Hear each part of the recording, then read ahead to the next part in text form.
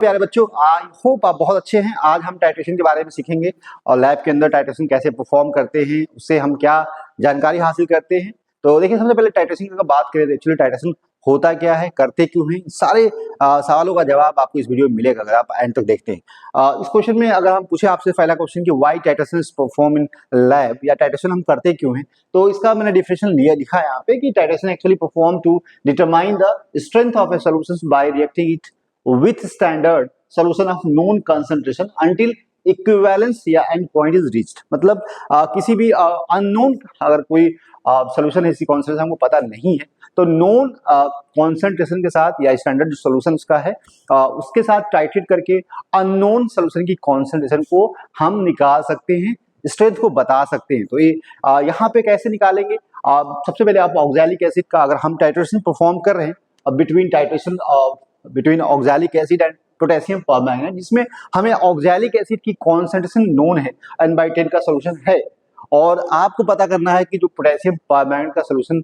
दिया हुआ है उसकी कॉन्सेंट्रेशन कितनी होगी। तो कैसे आप इसको बता पाएंगे? तो सबसे पहले आपको सोल्यूशन बनाना पड़ेगा, standard solution of oxalic acid बनाना पड़ेगा। वहां पे बनाने के लिए क्या मेथड्स है उसके बारे में डिस्कस करेंगे। सबसे पहले आप जानिए कि कैसे इसको परफॉर्म करते हैं लैब के अंदर, इसको पहले देख लीजिए।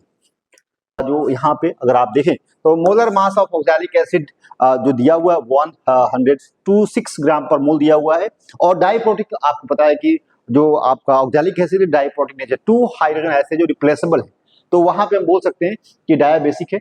और इक्विवेलेंट वेट अगर निकालना है तो यहाँ पे जो मोलर मास है इसका, मोलर मास किसका, आपका ऑक्सैलिक एसिड का 126 है, और उसके आपको n फैक्टर से डिवाइड करना है तो आपको निकल के आएगा इक्विवेलेंट वेट।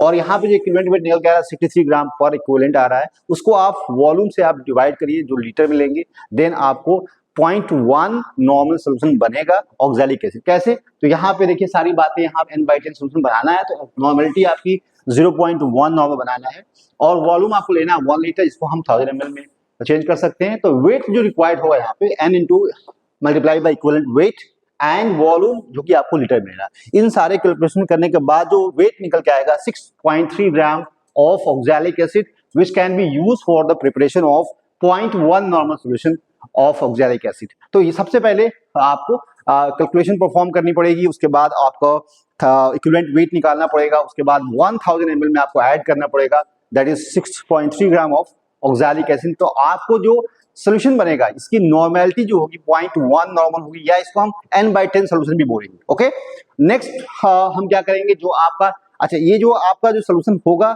इसकी कॉन्सेंट्रेशन हमें नोन है, इसका हमें 20 ml लेना पड़ेगा, और 10 ml या 20 ml लेने के बाद इसकी कॉन्सेंट नॉर्मेलिटी पता हमें है, और उसके बाद हमें इसको कोनिकल फ्लास्क में लेना है। किसमें लेना है?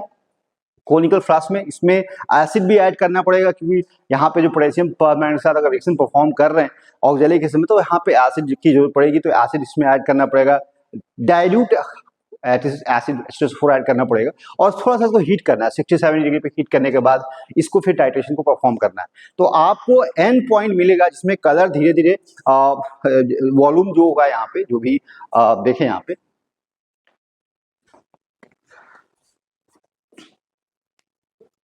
इसको टाइट्रेशन परफॉर्म करनी है और इसको स्लोली ऐड करना है। यहाँ पे जो KMnO4 जो आप ब्यूरेट में ऐड कर रखे हैं मार्क टू 0 होगा, और इसका कितना वॉल्यूम यूज होगा जब यहाँ पे रिएक्शन खत्म हो जाएगा, एंड पॉइंट जब आएगा जहाँ पे जो कलर परमानेंट कलर आएगा, जिसमें आपका जो कलर होगा जो कि पेल पिंक कलर आएगा, that is and point of the reaction. और वहां से, क्योंकि ये सेल्फ इंडिकेटर है, KMnO4 है जो कि ये बताता है, सो इंडिकेटर की यहाँ पे जरूरत नहीं पड़ेगी। तो यहाँ पे आपको स्लोली ऐड करना है और इसको आपको सेक करना पड़ेगा, जिससे क्या होगा कि प्रॉपर रिएक्शन हो सके। तो इस तरीके से ऐड करते जाना, और एक ऐसा पॉइंट आएगा दैट इज एंड पॉइंट, जहाँ पे रिएक्शन में कलर ये लूज करता जाएगा। जैसे जैसे आप देखेंगे ये कलर लूज करता जाएगा, और उससे आप उसकी कॉन्सेंट्रेशन नोन कर सकते, क्योंकि यहाँ पता है कि जो रिएक्शन स्टॉप हो गई है और रिएक्शन कंप्लीट हो गई है, क्योंकि काइंड ऑफ रिडॉक्स रिएक्शन, इसमें ऑक्सीडेशन रिडक्शन रिएक्शन होती है। तो अब यहाँ पे जो वॉल्यूम जो KMnO4 का यूज हुआ है, क्योंकि इसमें जो ऑक्सैलिक एसिड है इसकी कॉन्सेंट्रेशन आपको पता है कि कितना इसका वॉल्यूम यूज हुआ है, उसकी कॉन्सेंट्रेशन कितनी है, एंड इसका कितना वॉल्यूम पोटेशियम परमैंगनेट का हुआ है, आप यहाँ से देख सकते हैं। 3-4 रीडिंग लेंगे जिससे कि आपका एक्सपेरिमेंट सही हो। और उसके बाद यहाँ से N1V1 बराबर N2V2 से करके आप वहाँ टाइट्रेशन कंप्लीट कर लिया है, एंड पॉइंट आपको मिल चुका है।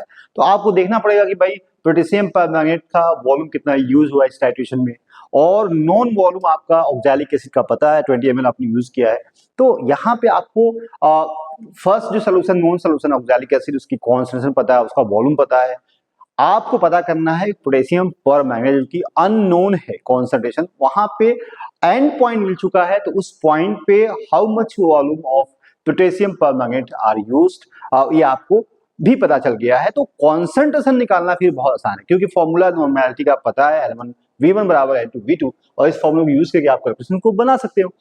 N1 क्या है, नॉर्मेलिटी ऑफ ऑक्सैलिक एसिड, जो कि 0.1 नॉन सोल्यूशन की आपने बनाया है।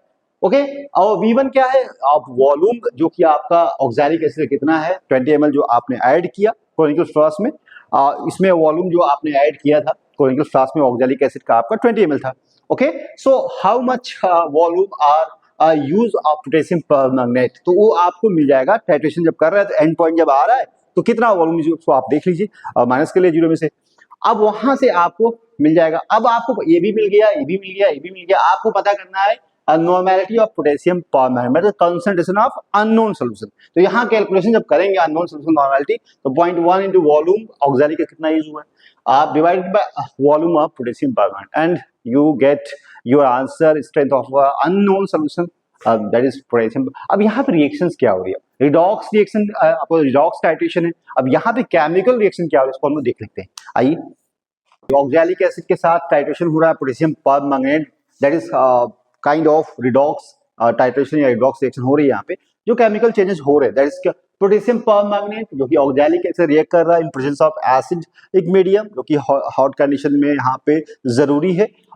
उसके बाद यहाँ देखिए तो ऑक्सी स्टेट जो पोटेशियम परमैंगनेट की +7 है, लेकिन जैसे जैसे आप टाइट्रेशन को प्रोसीड करेंगे, आगे बढ़ाएंगे, ऐड करेंगे ऑक्सैलिक एसिड के में, तो वहां पे क्या होगा, जो पोटेशियम परमैंगनेट की ऑक्सी स्टेट होगी वो क्या होगी, यहाँ पे चेंज होगी, +7 से प्लस यहाँ पे 2 में आ जाएगा। दैट मीन्स यहाँ रिडक्शन हो रहा है, लॉस गेन ऑफ इलेक्ट्रॉन कितना होगा, 5 इलेक्ट्रॉन का गेन होगा, और यहाँ पे रिड्यूस होना शुरू हो जाएगा, और यहाँ पे दूसरे को ऑक्सीडाइज करेगा, और ये जो ऑक्सीडाइज होकर ऑक्सैलिक एसिड है जिसमें यहाँ पे ऑक्सीजन +3 है, चेंज किसमें हो जाएगा, +2 में, 1 इलेक्ट्रॉन का लॉस होगा।